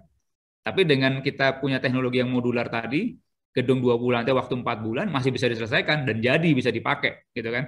Jadi biaya yang lebih mahal tadi langsung terselesaikan. Karena bisa kemudian digunakan untuk menampung turis dan tamu. Jadi istilahnya kalau kita melihat suatu mungkin proses dan biaya itu, mungkin saya mendorong kita ngelihat di total cost-nya ya, life cycle-nya. Itu sehingga kita tidak melihat sesaat saja. Jadi kalau kita yang sederhana kita beli katakanlah sepeda tapi yang murah banget gitu kan. Itu mungkin kita pakai seminggu rantainya lepas segala macam. Nah, ini kan banyak PR-nya kan. Tapi kalau kita beli yang lebih mahal sedikit, yang kualitasnya bagus, nah kita makanya nyaman gitu kan. Jadi semua kan selalu ada tarafnya.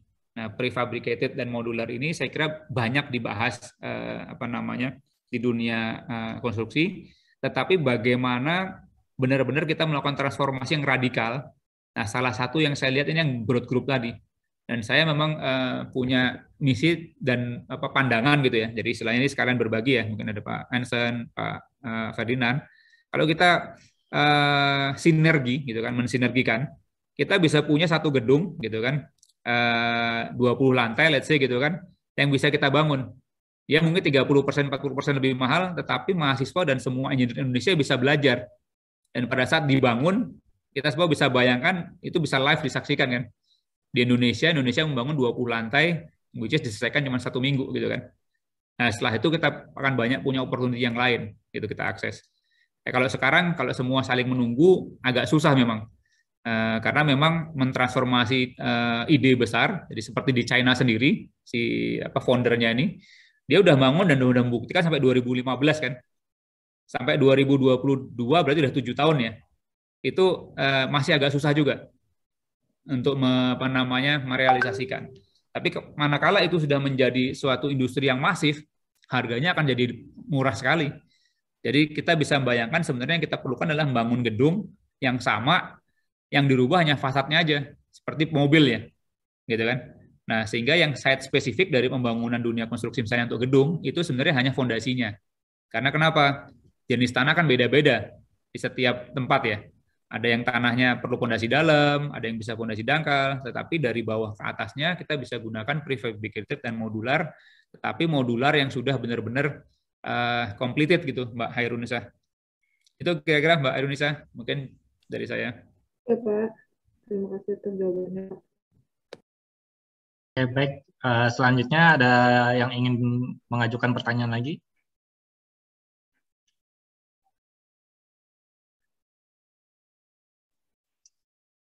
Halo.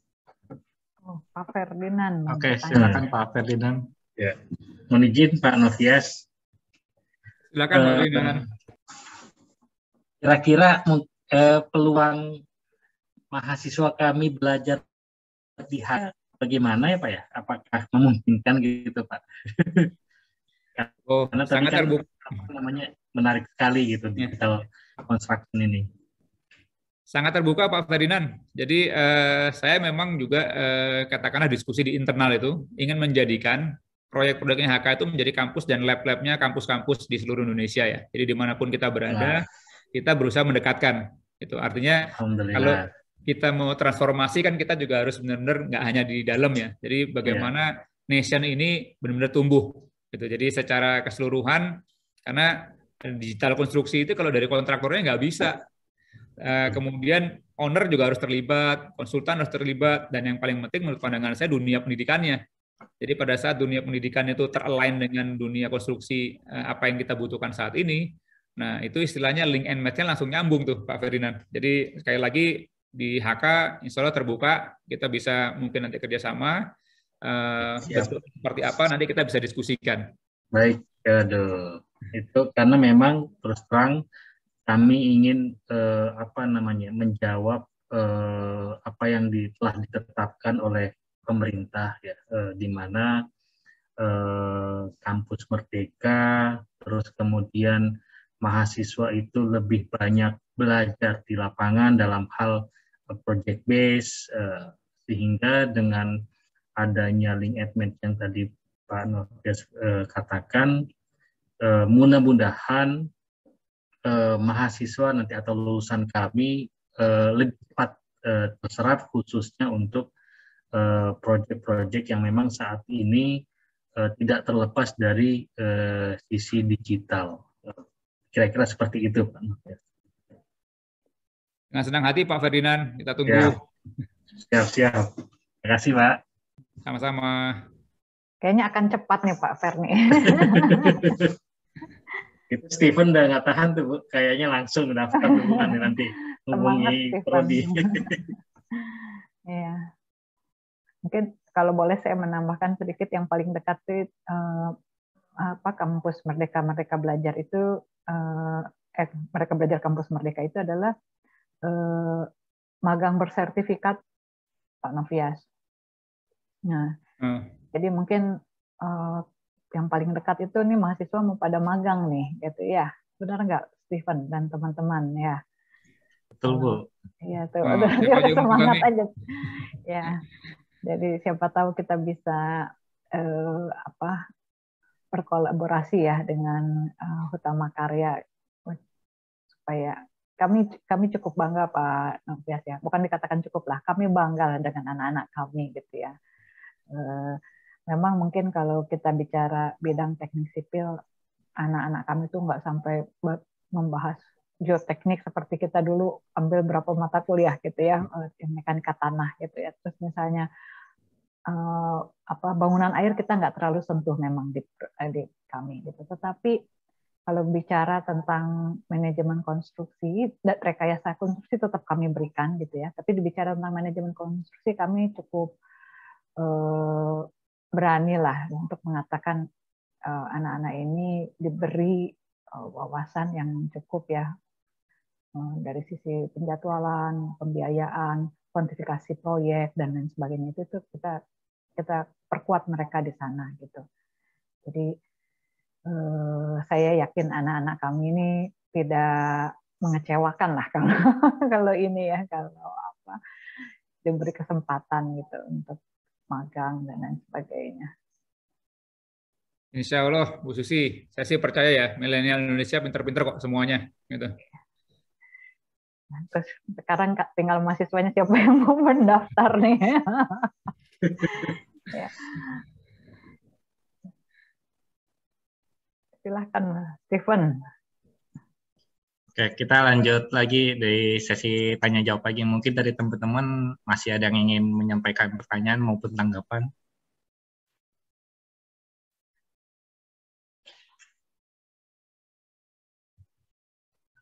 Tidak ada lagi ya sepertinya. Oh, ada. Oke, ya, silakan Yesi.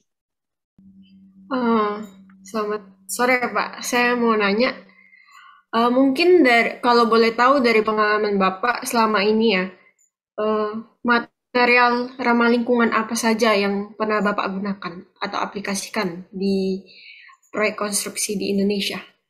Terima kasih Pak. Oke, makasih ya Mbak Yosi ya. Jadi kalau pertanyaannya material apa saja yang pernah diaplikasikan di proyek ya gitu ya. Jadi kalau material memang saya kira dunia konstruksi majoritinya baja dan beton gitu kan. Tapi maksud saya kalau kita melihat sebenarnya opportunity untuk penggunaan material-material jenis lain itu sangat terbuka. Jadi kita harus melihat ya. Jadi kalau sekarang katakanlah inovasi dari sisi beton, itu kita bisa lihat sekarang ada pengembangan misalnya di UK ya. Jadi pengembangan beton yang bisa self healing. Jadi kalau self healing maksudnya beton itu kan kadang-kadang kalau kita pakai crack ya, retak-retak dan lain-lain. Bagaimana kemudian beton itu dengan penambahan katakanlah bakteri dan lain-lain bisa menutup sendiri gitu kan. Karena kalau tidak ditutup cracknya itu kan akan menyebabkan air masuk. Kalau air masuk dia akan merusak fondasi dan lain-lain. Nah, ini istilahnya secara umum semua material normal yang memang digunakan di proyek konstruksi ya saya pernah gunakan gitu. Tapi istilahnya makin ke depan itu makin banyak material-material baru ya. Jadi misalnya kalau di dunia konstruksi kadang-kadang ada aditif ya.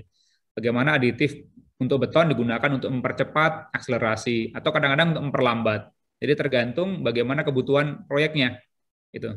Atau kadang-kadang kita selalu bisa melihat, mungkin sedikit saya cerita pengalaman pada saat saya membangun salah satu jalan tol di ruas Cakung Cilincing ya. Jadi kalau kita membangun namanya jembatan, jadi proyeknya kebetulan elevated ya. Jadi elevated setiap mungkin 40 meter kita akan pasang girder. Jadi kita bangun namanya pier dan kemudian dari pier head-nya. Jadi kalau pier head itu kira-kira dia punya perlu penyangga dulu ya.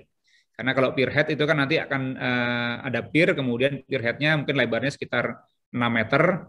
Dia ada cantilevernya kiri kanan. Dan cantilever ini kan tentunya harus hanya bisa dilepas foam-box-nya manakala dia sudah cukup umur.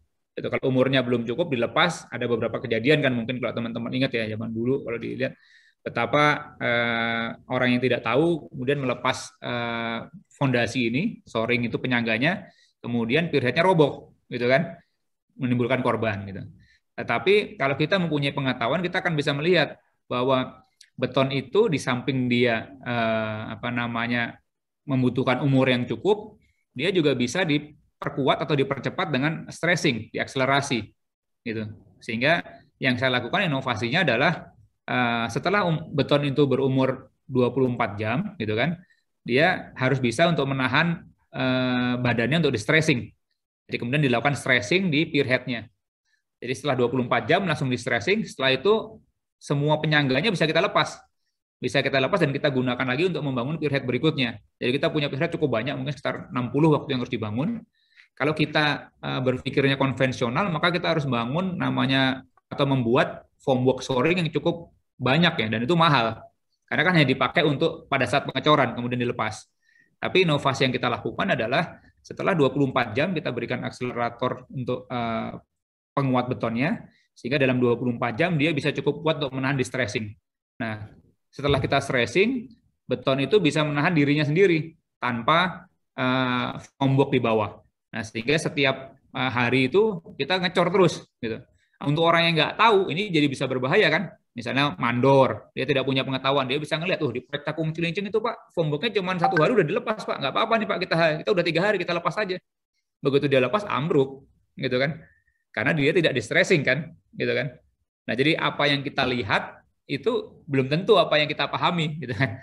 Jadi ini istilahnya makanya pengetahuan, inovasi ini sebenarnya banyak sekali yang bisa kita gunakan di dunia konstruksi. Dan kemudian material juga saya kira material dan metode itu kadang-kadang sesuatu yang ada di dunia manufacturing bisa kita gunakan untuk dunia konstruksi gitu. Demikian pula sebaliknya. Sehingga di Broad tadi dia menggunakan namanya teknologi sebenarnya aeronautika ya, untuk pesawat terbang.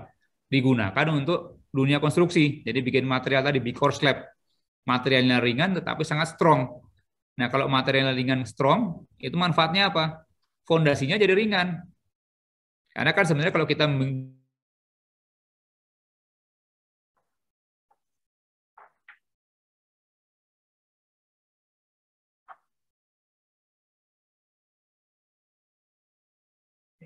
kayaknya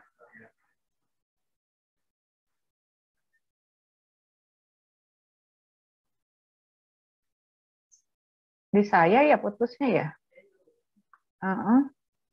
Oke, selanjutnya mungkin masih ada yang ingin menyampaikan pertanyaan atau tanggapan. Oke, silakan Kak Atika. Baik, terima kasih Pak. Saya mau menanya Pak, menurut Bapak, apakah sumber daya manusia yang sudah memahami pengaplikasian BIM itu sudah terpenuhi, mengingat teknologi itu masih baru? Terima kasih Pak. Oke. Terima kasih. Terima kasih Mbak Tika untuk pertanyaannya ya. Jadi apakah orang sudah memahami tentang BIM itu udah cukup gitu ya pertanyaannya ya? Iya Pak, yang di perusahaan Bapak gitu. Ya, jadi kalau saya gini, jadi teknologi itu berkembang terus-menerus ya. Jadi teknologi digital itu tumbuh sangat pesat. Jadi kita tidak akan pernah cukup untuk merasa kita sudah mampu dan lain-lain. Karena apa yang sudah kita lakukan di Hutama Karya digitalisasi itu mungkin satu bagian proyek dari sekian puluh dan sekian ratus proyek yang harus kita jalankan. Jadi semua proses itu harus kita transformasikan semua. Kemudian karena teknologi building information juga berkembang pesat ya, artinya BIM itu istilah kalau saya bilang engineering itu dunia konstruksi itu nantinya ya BIM itu gitu. Jadi kita kalau sekarang masih punya desain perencanaan atau bagian teknik gitu kan, kemudian kita bagian BIM. Itu duplikasi. Nantinya semua engineering itu dilakukan oleh software ya, tool. Ya, orang nyebutnya mungkin BIM atau sekarang orang lebih kadang-kadang familiar nyebutnya digital twin ya kalau saya bilang. Kenapa digital twin? Digital twin itu kita membuat suatu perencanaan digital ya di dalam cloud, di dalam sistem itu. Kemudian kita punya fisiknya gitu. Jadi kalau kita bangun jalan jembatan kan kita kadang-kadang perlu membayangkan kan apakah nanti kalau kita bangun jembatan ini bagus atau gedungnya seperti apa. Itu kita bisa modelkan dulu Jadi digital twin itu adalah bagaimana kita kemudian membuat gambaran dari infrastruktur atau bangunan yang akan kita buat secara lengkap dan detail gitu, dan kemudian dicocokkan dengan kondisi lokasi sekitarnya. Misalnya kita mau bangun gedung, kita harus tahu sebelumnya di mana posisi-posisi kabel gas, kabel PLN dan lain-lain yang memang nggak bisa dipindahin lagi. Kalau itu udah nggak bisa dipindahin lagi kan perencanaan kita harus ngedop terhadap kondisi seperti tadi kan, gitu. Kalau enggak nanti kita bisa salah nih, tiba-tiba kita masang gedung kita ada di atas jaringan kabel gasnya PGN, kita suruh bongkar nanti, gitu. Jadi istilahnya untuk belajar dari saya tidak pernah ada kata cukup ya.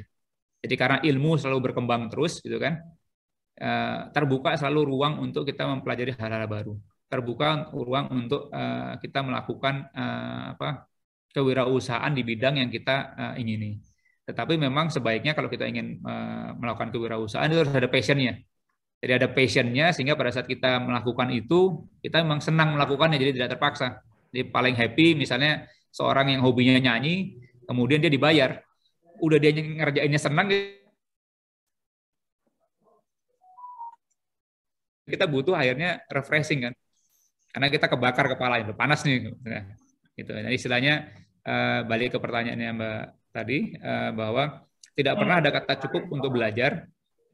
Teknologi terus berkembang, gitu kan, sehingga kita bisa memilih hal apa yang ingin kita perdalam.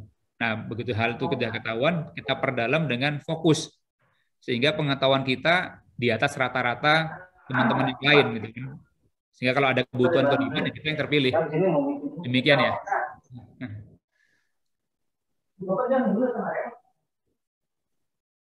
Dari saya cukup, Pak Steven. Oke, baik. Mungkin dari teman-teman lain ada yang ingin bertanya atau menanggapi lagi?